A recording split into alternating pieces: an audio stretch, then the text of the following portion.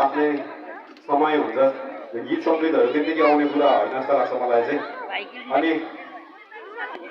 मलाई एउटा गीत आएको थियो कि अनि यो गीत चाहिँ मैले मेरो लागि एकदम स्पेसल गीत हो अनि यस मान्छेहरूले मैले सुरु गर्दाखेरि यो गीत त्यस्तो धेरै सुन्नु भएको थिएन तर बिस्तारै बिस्तारै मान्छेहरूले सुनिदिनु भयो त्यहाँदेखि चाहिँ ए ल म चाहिँ अब चाहिँ म्युजिक गर्नु सक्ने रहेछु यस्तो फिल भयो क्या मलाई चाहिँ त्यहाँदेखि बिस्तारै गीतहरू निकाल्न थालेँ त्यस तर फर्स्ट मलाई चिनाउने गीत चाहिँ यही गीत हो त्यो गीतको नाम चाहिँ बनाएको कुरा हो यो गीत चाहिँ सम्पूर्ण तपाईँहरू इन्टरनेटमा thank you everyone for believing in our music believing in our music so धेरै धेरै धन्यवाद सम्पूर्णलाई सबैजनाले गर्नुपर्छ है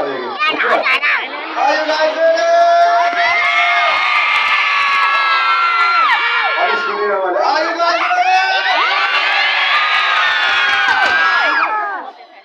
ओके ल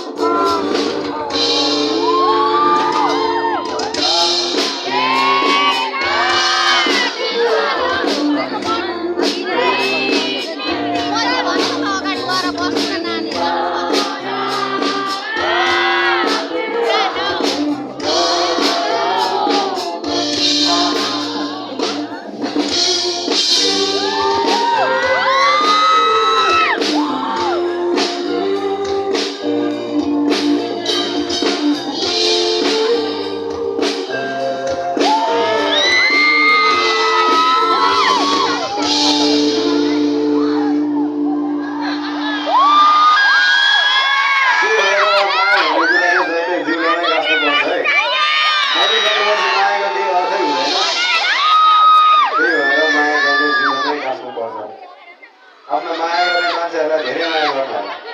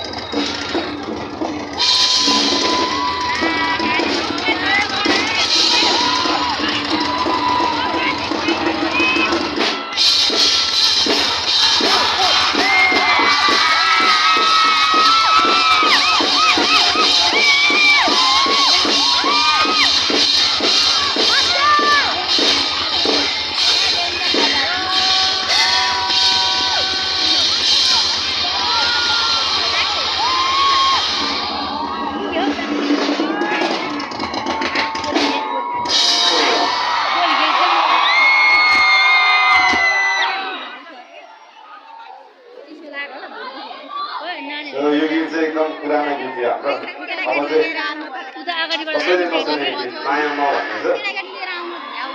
सुन्नुभयो होला टिकटकहरूतिर तर लाइभ सुन्नुभएको होला धेरैजनाले सो यो गीतको स्टोरी पनि भन्छु म छोडेँ